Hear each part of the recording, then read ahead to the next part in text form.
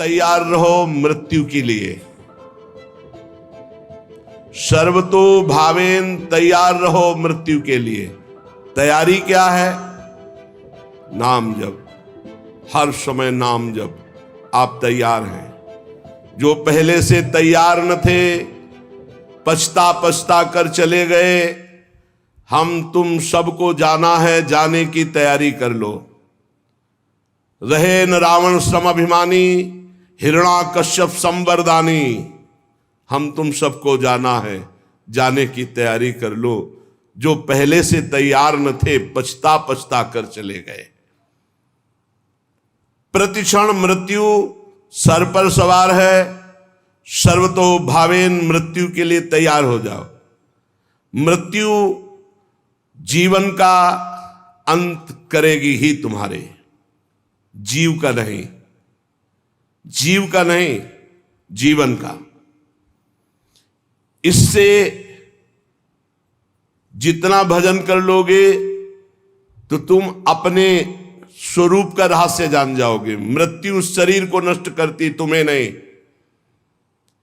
यदि ये ज्ञान प्रबल जागृत हो गया तो मृत्यु की मृत्यु हो गई, निर्भय हो जाओगे। यदि ये बात ना हो तो प्रभु की शरण में हो जाओ तो निर्भय कर देंगे। एक ऐसी भूमा स्थिति जागृत हो जाएगी जहां मृत्यु का कोई भय नहीं है। अतएव सब तरह से सदा सर्वदा सावधान रहो। जीवन की एक एक श्वास मृत्यु निकाल रही तुम्हारे पास। जैसे 1,00,000 श्वास है, अब गई तो माइनस होती चली जा रही।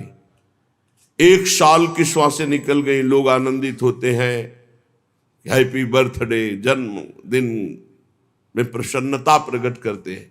नहीं, जिसकी रकम कम होती वो शोकित होता जाता है।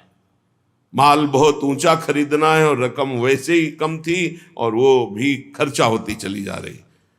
माल खरीदना है भगवत प्रेम, जीवन मुक्तता, और वो रकम श्वास श्वास नाम जप, और वो श्वासें 1 वर्ष की खाली चली गई और हम हैप्पी बर्थडे मनावे। कैसी हमारी अज्ञानता है। मृत्युकालीन जिसका नाम चलता होता है तो इस शुभ चिंतन के प्रभाव से वर्तमान में नाम चलता होता है, उसकी मृत्यु शुभ हो जाती है, बड़ा मंगलदायी मृत्यु होती है। भगवान का नाम जपते जपते शरीर छोड़ दे, ये सबसे बड़ी बात। या तो ब्राह्मी स्थिति, ब्रह्माकार वृत्ति, और या भगवान का नाम जप करते हुए, 2 में ही भगवत प्राप्ति। इससे मृत्यु को सदा पहचानो कि मेरे सिर पर सवार कभी भी हो सकती, घटना प्रतिघटना कभी कुछ भी हो सकता है। शरीर पता नहीं रहे कि ना रहे, इसलिए राधा राधा राधा राधा। भगवत स्मृति प्रतिपल यदि है तो घबराहट नहीं होगी, भय नहीं होगा, बड़े आराम से शरीर छूटेगा। शरीर तो छूटना ही है और बड़े आराम की व्यवस्था में पहुंच जाओगे जहां श्यामा श्याम परमानंद बरस रहा है। इस क्षणभंगुर शरीर में भजन ही सार्थक है। जितना भजन कर लोगे उतना ही सार्थक जीवन जाएगा। पर कामनाओं के कारण भजन नहीं हो पाता। जिसने समय रूपी संपत्ति पर महत्ता दे दी वो महान बन गया। ये कामनाएं हमारे समय को भगवान से विमुख करके नष्ट कर रही है। अरे भाई, कल्प 2 कल्प वाला शरीर तो है नहीं। 100 वर्ष और आजकल का जो खान पान और रहनी है, आजकल के जो आचरण है, वो अकाले मृत्यु में पहुंचा देते हैं। 70-80 तक तो पहुंचना मुश्किल हो रहा है। अब इतने रोग चल गए हैं, नौजवान हैं, high blood pressure, low blood pressure, 500 sugar, ये वो, मतलब मृत्यु बिल्कुल पूरी व्यवस्था की है। ये कामनाएं हमको भगवान से विमुख किए हुए हैं। ये कामनाएं हैं तो बड़ी तुच्छ, पर हमको बड़ी महान समझ में आ रही हैं, बड़ी उत्तम समझ में आ रही। अगर उत्तम और महान न समझ में आती तो कामना छोड़कर भजन करते। कर्तव्य का पालन करो, कामना की जरूरत नहीं। कर्तव्य पालन करते हुए फल में समान भाव रखो। सुख दुख समय कृत्वा लाभा लाभो जया जयो, जय हो या पराजय, लाभ हो या हानि, सुख हो या दुख, अपने कर्तव्य कर्मण्ये वाधिकारस्ते मां फलेषु कदाचन। फल की इच्छा, फल में ही कामना, फल में ही दुर्गति, फल में ही बंध जाना, फल में ही भजन विमुख हो जाना है। भक्ति की कमी, कामना की वृद्धि, यही हमें भजन से विमुख किए हुए है। हम प्रभु को छोड़ करके अगर हमारी कामना भी हो तो किसी और की तरफ ना हो।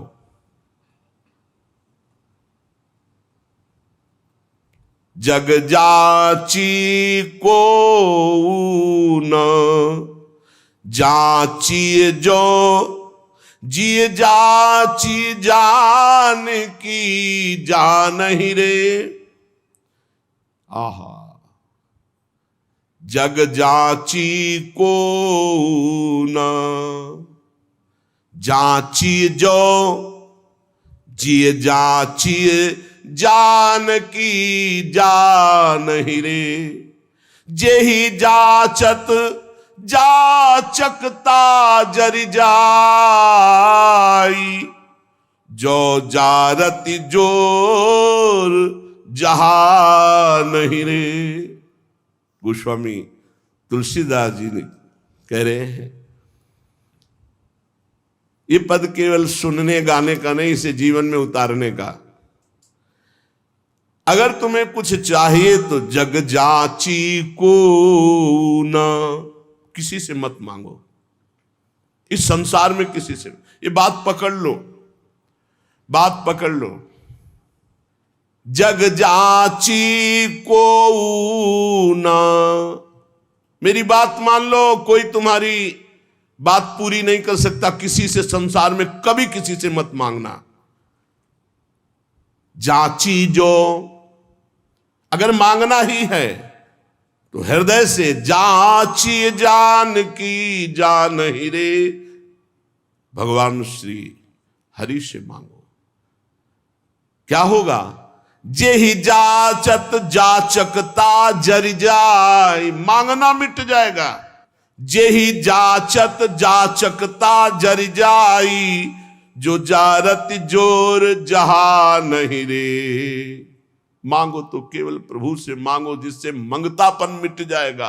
वो ऐसे दाता है, दे देंगे ना, जन्म जन्म की मांग पूरी हो जाएगी। जिसके जानने के बाद कुछ जानना बाकी नहीं रहता, जिसके पाने के बाद कुछ पाना बाकी नहीं रहता। इसलिए किसी से मत मांगो, किसी से मत कामना करो, केवल प्रभु से करो, इंतजार करो। उनकी बाट जो हो, किसी और की तरफ मत देख लेना। जो सकाम भाव रखते हैं, मांगते हैं, तो केवल प्रभु से मांगो, अन्य से नहीं। ये तुम नियम ले लो कि हमारा आराध्य देव ही हमारी पूर्ति करेगा, हम दूसरे से कभी नहीं। श्यामा श्याम ही बहुत महान है, हम कैसे तुम्हें क्या क्या बतावें तुम्हें। उनकी कृपा, केवल उनकी कृपा, केवल उनकी कृपा का आश्रय। कभी अन्य का आश्रय ले लेंगे तो आपकी भक्ति बाधित हो जाएगी, आपका जीवन समस्या में पड़ जाएगा और आपको परेशानी ही परेशानी हो जाएगी। केवल प्रभु का आश्रय। सकामता है, माना भी आप निष्काम नहीं हुए तो प्रभु पर निर्भर हो जाओ, वही पूर्ण करेंगे।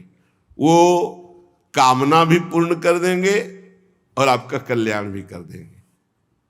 ऐसा स्वभाव है हमारे स्वामी का। पत्नी के लिए आराधना भगवान श्री हरि की कर रहे हैं, तो पत्नी भी मिली तो आदि सम्राट महाराज मनु की पुत्री महान देवी देवहूति जी। और भगवान अपनी तरफ से बोले कि मैं पुत्र बन करके आऊंगा, और कपिल भगवान के रूप में आके सांख्य शास्त्र का उपदेश करके करदम जी को परम पद में आरूढ़ किया। अगर भगवान से मांगा जाए तो विषय भी दे देते और साथ में अपने आप को भी दे देते कि अब तुम हमसे मांगे हो तो अब ऐसी तुम्हारे अंदर ज्ञान वृत्ति जागृत करेंगे कि अब तुम्हारा मांगना मिट जाए, जाचकता जरी जाए। जो आज तक कोई सफल हुआ है मानो, वो केवल भागवतिक शक्ति से, दिव्य शक्ति से सफल हुआ है। किसी को अगर सफलता लौकिक पारलौकिक वास्तविक सफलता का मतलब रुपया पैसा बढ़ जाना, लोग संपत्ति यश मान कीर्ति नहीं, काम क्रोध लोभ मोह मद मत्सर, इन पर विजय प्राप्त करना सफलता है। और तुम लाखों उपाय कर लो, इन पर विजय प्राप्त नहीं कर सकते। इन पर जो सफलता प्राप्त करना है वो केवल भगवान की शक्ति से होता है। भगवान के एक संकल्प मात्र से अनंत ब्रह्मांड प्रकट हो गए। वो भगवान तुम्हारे लिए क्या नहीं कर सकते। तुम अन्य आश्रय अन्य कामना ना करो, केवल भगवान का आश्रय लेकर भगवान से भगवान की कामना करो, निहाल हो जाओगे। अगर द्रौपदी जी अन्य आश्रय न लेकर के पहले ही भगवान को आर्तभाव से पुकार देती तो समस्या इतनी नहीं बढ़ पाती। समस्या आई तो बहुत जगह मन फैला द्रौपदी जी का। पति हैं, भीष्म जी आदि हैं, हम बड़े बड़े बुजुर्ग जन हैं, भला ऐसा कैसे होने देंगे। और जब कोई नहीं रोका तो अपनी भुजा, अपना दांत का बल, यही सब बातें हमें भगवान से दूरी बनाए हुए, समय की दूरी बनाए हुए। और जहां उन्होंने सब आश्रय छोड़ा और एकमात्र भगवान को पुकारा तो भगवान वस्त्रावतार हो गया। ये केवल कथा सुनाने और पढ़ने की विषय, सुनने का पढ़ने का विषय नहीं, ये जीवन में उतारने का है कि चाहे विपत्ति हो, चाहे कामना हो, कैसी भी परिस्थिति, सीधा श्री भगवान से आर्त भाव से अन्य आश्रय छोड़कर पुकारे तो हमारे जीवन का बहुत बहुत आनंदमय परिवर्तन हो जाएगा। यदि हम साधारण जीवन अपनाए तो असाधारण विचार हमारे सुरक्षित हो जाएंगे भजन के लिए। यह तो सच्ची बात है। विलासिता का स्वयं का जीवन नहीं होना चाहिए। हमारे पास जो सुख सामग्री वो दूसरों के लिए है, अपने लिए जिससे कम खर्चे से काम चल जाए वैसे चलाना चाहिए। अपना जीवन बहुत ही सात्विक होना चाहिए। हम टूटी से उतना ही जल लेते हैं जितनी आवश्यकता होती है, उतने ही बिजली चलाना जितनी आवश्यकता नहीं। तो बल्ब बंद करके अगर प्रकाश से काम चल रहा है बाहरी तो बल्ब नहीं जलाना है। अगर पंखे से काम चल रहा है तो कमरे में फिर हमको एसी नहीं चलाना। अगर बिना पंखे एसी के घंटा 2 घंटा कट रहा है तो हम वैसे, जितना आप कम खर्चे का जीवन उतना ही आपका भजन उत्तम बढ़ेगा। आप ये मत सोचो कि तुम मेरी संपत्ति में जितना चाहूं महंगे से महंगा प्रयोग कर सकता हूं। नहीं, सब संपत्ति रघुपति के आई, श्री जी के आए। एक आदमी 5,000 रुपए में एक बार अपना खान पान व्यवहार करता है और उसी 5,000 रुपए से 50 आदमियों को कुछ कुछ पवाया जा सकता है। जब हमारा काम जमीन में सोने से चल सकता है तो पलंग की क्या जरूरत है। चलो भाई, पलंग में जब हमारा एक चद्दर बिछा के काम चल सकता है तो डनलप के गद्दे की जरूरत क्या है। भगवत मार्ग के हम प्रतीक है। महापुरुषों के वचन, साधारण से साधारण पहले जीवन जीना सीखो। एक कुशासन और मार्किन के सिवा कोई नहीं बिछाए थे। एक कुशासन, कुश का आसन, उसके ऊपर मार्किन। साधारण तौर तरीके, अगर असाधारण भजन करना है तो हमारी बात मान लो। जितना रजोगुण बनवाओगे, जितना रजोगुण एकत्रित करोगे, उतने तुम्हारे भजन में बाधक होगी। मरोगे तो है, शरीर भी नष्ट होगा तुम्हारा और मकान भी दूसरे के हाथ लगेगा। काहे को समय बर्बाद कर रहे हो। अगर साधारण जीवन व्यतीत करते तो रोना आता, प्रभु मुझ गरीब मुझ दीन पर कृपा कर दो। भगवान की प्राप्ति के लिए जबरदस्ती अपने राज्य को अपने पुत्र को दे करके महाराज मनु हरिताप गवन बन की ना, आप वृंदावन आए हो, बहुत दैन्यता से जियो। आपके पास अर्थ है, वो भूखे प्यासे ऐसे लोगों को पवाओ, दूसरों की सेवा में लगाओ। संत सेवा, भगवंत सेवा, श्री जी को सुंदर सुंदर पोशाक, श्री जी को भोग लगा के बांट देना, उत्तम भोग लगाए मोर मरकट को सेवे। अपने लिए बहुत साधारण, साधारण मार्किन, साधारण कपड़ा ओढ़ ले, साधारण से जीवन, तभी असाधारण भजन होगा। जितना आप अधिक खर्च करेंगे अपने शरीर के ऊपर, साधक बहुत ध्यान से सुने, चाहे गृहस्थ हो चाहे, आपका पैसा नहीं है, वो भगवान का है। आप उचित अपने ऊपर खर्चा करें, परिवार के सुख में लगावें, संसार के सुख में लगावें, गौ सेवा, संत सेवा, भगवत सेवा, अन्य में, अपने जीवन में बहुत कम खर्चा। आप अपने समय को अधिक से अधिक बचाकर भजन में लगाएं। यदि आपके पास बहुत अच्छी धन राशि आ चुकी है तो आपको अब ज्यादा जरूरत नहीं है, तो आप उसे लोक सेवा, भगवत सेवा में लगाते हुए हर समय भजन में लगिए। ज्यादा फैलाओ मत फैलाइए। सच्ची कहते, बहुत सावधानी की जरूरत, बहुत सावधानी। अरे चाहे आप जितना 3.5 हाथ का शरीर तुम्हारे हाथ से, उसको किसी एक कोने में पड़े रहना है। मार केवल बवाल रचे हो, अहंकार पुष्टता, मार रजोगुण की पुष्टता।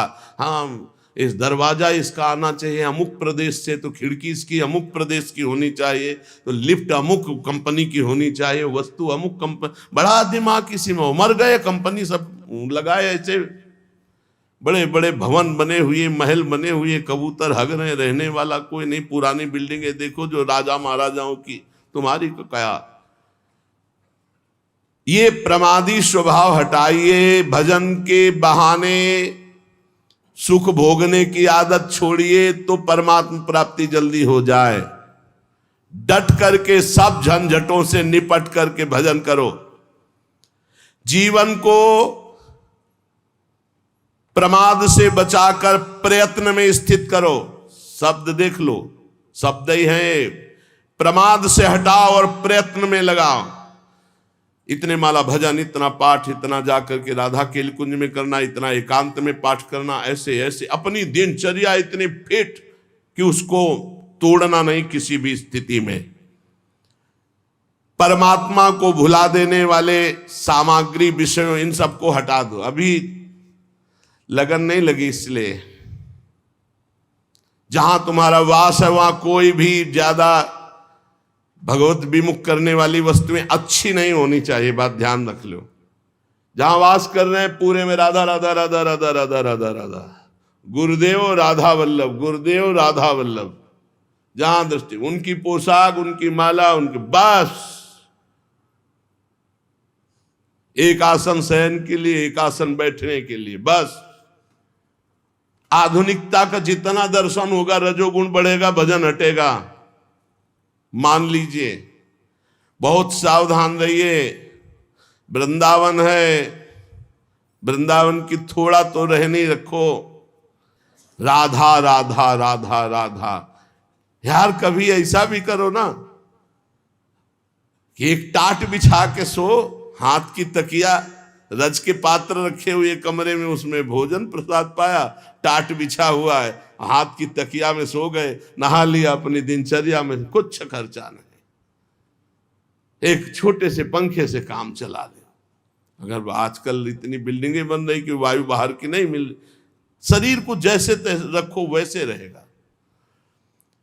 शरीर को जैसे रखो। वर्षों कभी बिजली नहीं रखी यही हित धाम में कटवा के, जैसे रखो। थोड़ी देर पसीना पसीना, जितनी नींद आनी आनी, उठ के बैठ गए, फिर मंत्र जो हमको सोने के लिए है। नींद को जितना ना आ जाए ना राधा राधा, आज नहीं आई तो कल आ जाएगी, कल नहीं तो परसों आ जाएगी। भजन तो हमारा हो रहा है। भगवान का आश्रय समस्त शक्तियों को जागृत कर देता है। भोगों का आश्रय समस्त शक्तियों को ढक देता है। इस बात को समझिए। बहुत दुर्भाग्य है जो हमें सुविधा अच्छी लगे, बहुत दुर्भाग्य है, सच्ची मानिए। अंदर की स्थिति को तुम नहीं जानोगे, बाहर की बातें देखते हो। बड़ा दुर्भाग्य है जब सुविधा में भजन किया जाए, बड़ा सौभाग्य है जब असुविधा में भजन होता है।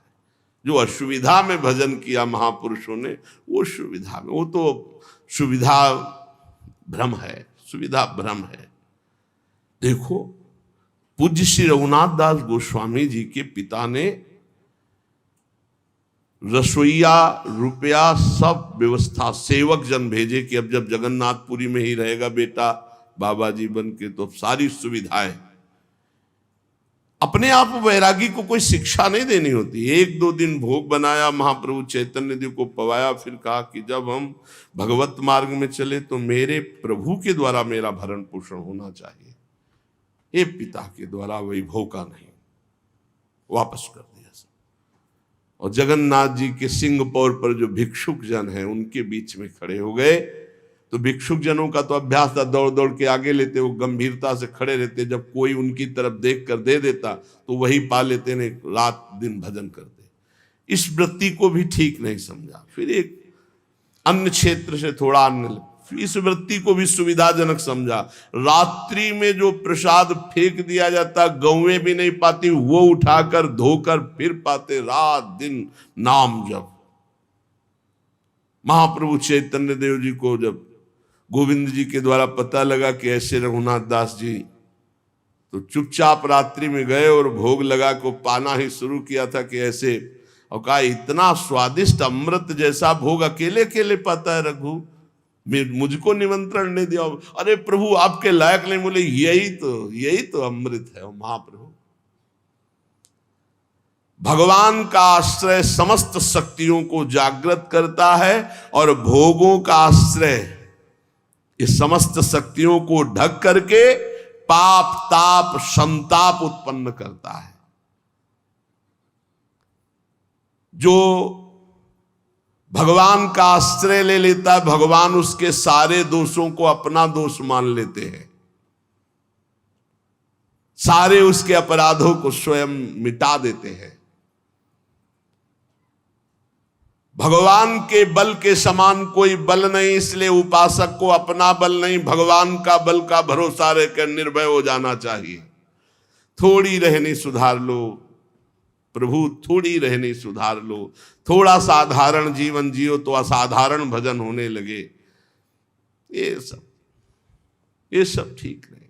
बाहर सच्ची कहते हैं कि दुर्भाग्य समझो जो सुविधाजनक जीवन जीकर भजन करना चाहते हैं, जो साफ सुविधाओं को ठुकरा करके, साफ वैभव है लेकिन बहुत अकिंचन जीवन जीते हैं, बलिहारी उनके जीवन की।